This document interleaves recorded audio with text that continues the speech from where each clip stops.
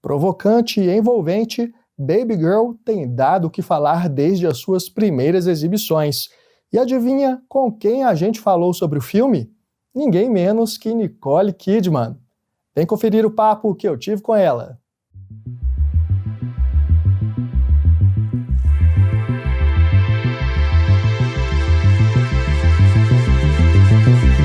Olá pessoal, sejam bem-vindos, sejam bem-vindas. Eu sou o Renato Silveira, do site Cinematório, e hoje você acompanha a entrevista que eu fiz com a Nicole Kidman sobre o filme Baby Girl. Ela venceu a Copa Volpi de melhor atriz no Festival de Veneza de 2024, e sua atuação se tornou um dos destaques da temporada. Your behavior is unacceptable. Is it? Na trama de Baby Girl, a personagem de Nicole é Romy, poderosa CEO de uma empresa de tecnologia que atravessa uma tortuosa jornada de autoaceitação. Ela é uma mulher que aparentemente tem tudo sob controle. Além de ter uma carreira profissional consolidada, é mãe e bem casada. Mas sua vida vira de ponta cabeça ao se deparar com a possibilidade de realizar alguns dos seus desejos mais íntimos. Tudo começa quando Romy conhece Samuel, novo estagiário de sua empresa, papel interpretado pelo ator Harris Dixon, de filmes como Triângulo da Tristeza e Garra de Ferro. O elenco de Baby Girl também conta com Antônio Bandeiras, Sophie Wilde e Esther McGregor. Como é de se esperar, Baby Girl possui cenas tórridas, o que foi um desafio para Nicole Kidman, apesar de ela já ter feito filmes com temáticas sexuais ao longo da carreira. E uma das grandes diferenças agora é que ela é dirigida por uma mulher, a cineasta holandesa Halina Reijn. Antes de Baby Girl, Halina já havia feito outros 2 longas, Instinto e Morte, Morte, Morte, sempre trabalhando com elementos de suspense e erotismo, mas também brincando e renovando códigos de linguagem geralmente associados a esses gêneros. Tendo o ponto de vista feminino guiando a narrativa na frente e atrás das câmeras, Baby Girl fala diretamente com as mulheres.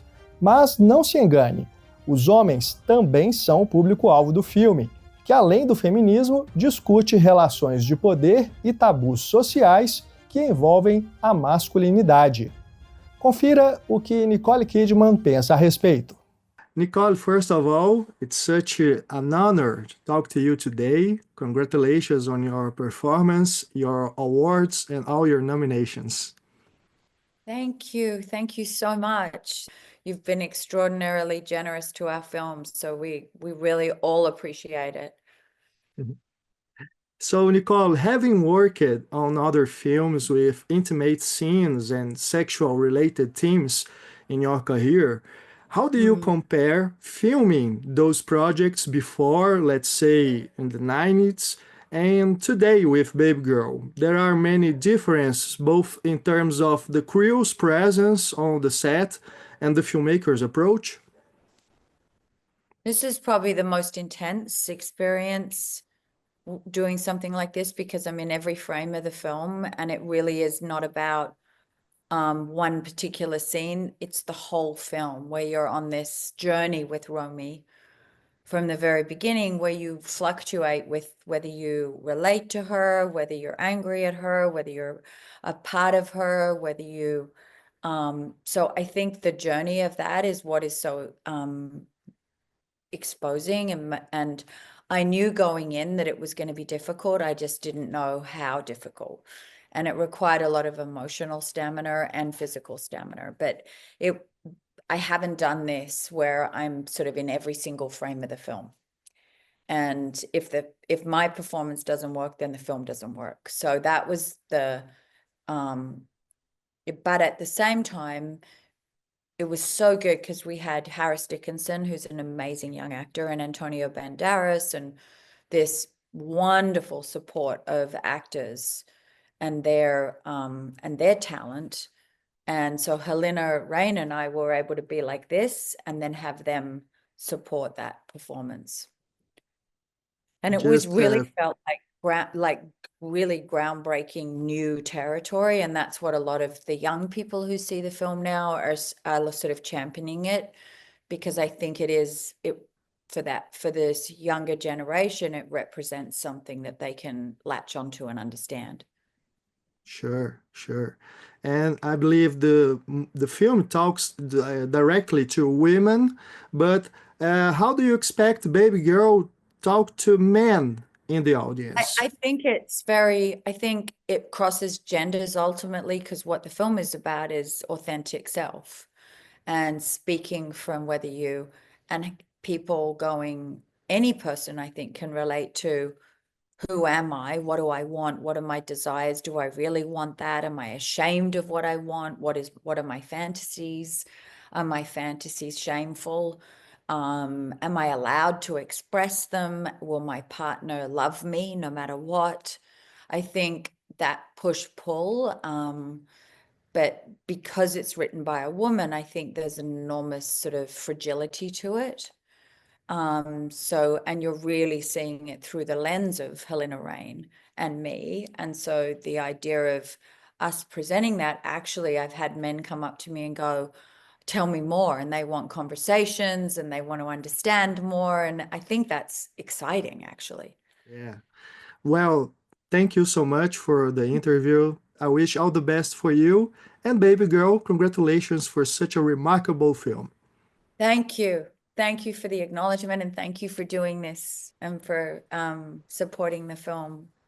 So grateful. You have no idea. Apesar de se desenvolver como um suspense em certa medida, Baby Girl difere de filmes já considerados clássicos hoje, como 9 e Meia Semanas de Amor, Instinto Selvagem ou Proposta Indecente. Isso porque a diretora e roteirista Halina Hand se inspira nos filmes dos anos 90, mas trabalha essa influência com uma visão atualizada para as questões de gênero, tanto gênero no sentido cinematográfico, quanto no que se refere aos papéis de homens e mulheres na sociedade. Além de ter conversado com a Nicole Kidman, eu participei de uma entrevista coletiva com a Halina e o ator Harris Dickinson. Os dois falaram sobre a construção do personagem Samuel e como a inspiração nos thrillers eróticos dos anos 90 funciona para subverter as expectativas do público e para estabelecer relações mais complexas em Baby Girl. I think that from the moment he comes into the story, there is this sort of insecurity with his character, unsurety with his character, in the sense that he really is the one that kind of instigates it, you know, with Romy. He almost pursues her, he antagonizes her a little bit. He steps straight into her orbit, and he's kind of unafraid to speak to her in a very normal way. And I think he knows what he's doing with that, which is why it's so interesting that he's not being, you know, groomed in any way. It's really him that's sort of prodding Romy's character, right? And seeing what will happen with this really like impeccable sort of human, right? And seeing what can come out of that. And I think he's attracted to her, but I also think he doesn't know how to act. I don't think he is aware of how to behave in this scenario. And so they're both kind of playing roles, really. They're both performing with each other, and that's what's so interesting about the writing and the way that Helena approached the story, is that it's also about us as people playing roles, and those roles sort of the veil breaking a little bit here and there, right? And Yes. and how humorous that is as well, and how awkward that can be. So I just tried to look at it like that. You know, I had a lot of guidance with Helena. I think the script was beautifully written, but there were moments that were more unclear than others, right, in terms of how they could go. And I think that a lot of that stuff got unlocked when we were there, and Helena knew exactly how she wanted to navigate those scenarios and navigate Samuel's kind of nuances. It was something we continuously spoke about. There was times where I was like, I don't know what to do or how to do it, and she always kind of guided me. And same with Nicole, and we danced that dance together and figured it out, you know, as we went along, I guess. I think also very important as far as the humanity and the duality of every character is that we were playing a lot with the tropes of the 90s sexual thrillers, right? But in those thrillers, always someone gets punished or someone gets killed, or if somebody's having an affair, we need to punish them at the end. And for us, it was incredibly important that we didn't do that. So we're playing with it, where you kind of expect Samuel to maybe become this dark character and maybe really actually commit a crime, but then he doesn't. And why we are doing that is to really make a point out of that. So to seduce the audience to have a certain expectation, to play with it, and then not to deliver on that, but actually say, hey, they're both human. They both have these lighter and darker sides, and they're like we all have. It's very dangerous to think that we're all angels, because unfortunately we're not. But if we suppress that darker side of ourselves, this goes for both of these characters and also for Sophie's and Antonio's character, the suppression of that inner beast, the suppression of whatever it is Samuel's dealing with, that is what is dangerous. When you shine a light on it, when you talk about it, when you let it come out, then you don't have to have an affair, so to say. So in that sense, it is a cautionary tale as well, right? And luckily in this story, but of course it is a made-up fable, but in the end she does go back to her family, and she meets her husband.